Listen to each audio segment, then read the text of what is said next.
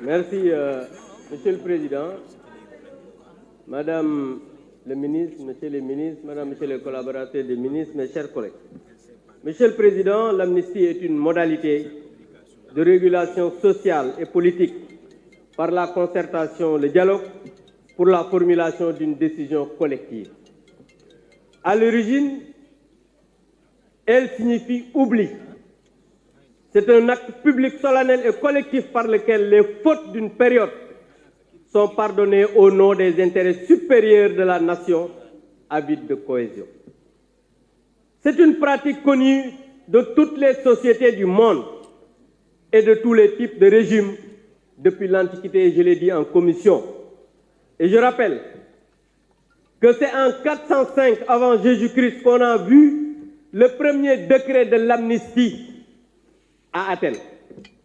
Lors de la Révolution française de 1789, une loi d'amnistie avait absous les révolutionnaires et les contre-révolutionnaires. Au lendemain de la Deuxième Guerre mondiale, les nazis en Allemagne ont été amnistiés. Quelqu'un me disait que oui, ils n'ont pas été jugés. Je l'ai rappelé en me disant qu'il a parlé du tribunal de Nuremberg. C'est après qu'on a amnistié les nazis, oui. Mais après la révolution de 1789, c'est en plein procès qu'on a voté une loi d'amnistie. Et interroger les lois d'amnistie qui ont été votées ici au Sénégal. Qu'est-ce qui est plus dangereux d'être un séparatiste, n'est que rebelle? Et pourtant, on a voté une loi d'amnistie ici. Où étiez-vous? Vous savez, c'est pour vous dire que pour avancer, les nations ont besoin de pardonner pour se réconcilier avec elles-mêmes. Et c'est dans cette indispensable trajectoire historique que se situe la grande et salutaire décision de Monsieur le Président de la République, son Excellence Macky Sall. sama gaay waa ex-Pastef ñëpp xam nañ ne duñ samay xarit faraluma leen bugguma ngeen gañe dara ci réew. Mais aujourd'hui il faut que ñu waxante dëgg gi xam nga mooy lan. Tout à l'heure quelqu'un l'a dit tey dégg naa victimes yi dégg naa les familles dégg naa ñi nga xam ne rey nañ leen mu am ay avocats yu bari ñoo xam ne nag seeni avocat lañ tey bi yu bees tàq bees pul yu ñu dajee ci paquet. Mais jamais musuma leen gis ñu taxaw fii ne ki ñu rey ki dem kaso wala yóbbul nañ ko añ wala yóbbul nañ ko reer ñun musuñu koo wax parce que amuñu ci et on l'assume.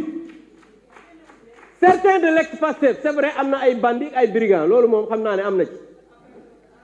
Mais aujourd'hui il faut qu'on se dise la vérité. La vérité c'est quoi?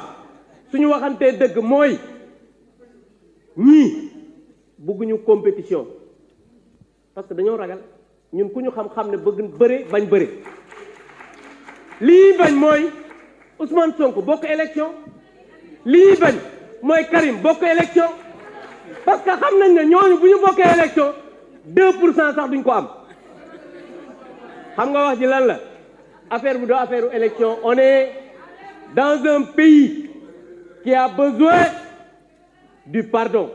Le président de la République, son Excellence Macky Sall, a dit que man li ma soxal ci réew mi mooy defuma un troisième mandat yokkuma sama mandat. J'ai réalisé énormément de choses dans ce pays. J'ai travaillé à ce que les Sénégalais mën a nekk benn. fexe naa këri diine yi nga xam ne ñoo nekk ci réew mi fu ci nekk ñu am foo xam ne dinañ fa jaamoo yàlla ci wàllu jàngu mi ak ñi nga xam ne ay kilifa diine lañ. li ma soxla nag mooy réew mu dal réew moo xam ne nit ñi dañoo dajaloo réew moo xam ne dañoo réconcilier wu ba nga xamante ni su ma demee Sénégal dinaa ko bàyyi ci dal ba ki nga xam ne moom mooy ñëw madame le ministre l'avait dit parce que monsieur le président mooy góor googu nga xam ne ku ko yëngal du bouger. Donc je pense que li mu soxla mooy kii ñëw ak ku mu mënti doon na doon koo xamante ni dina fekk réew mu dal réew moo xam ne dañoo dajaloo nekk benn pour que Sénégal mën a jëm ci kanam réalisation yi mu fi def mën a dem ci kanam. Je vous remercie.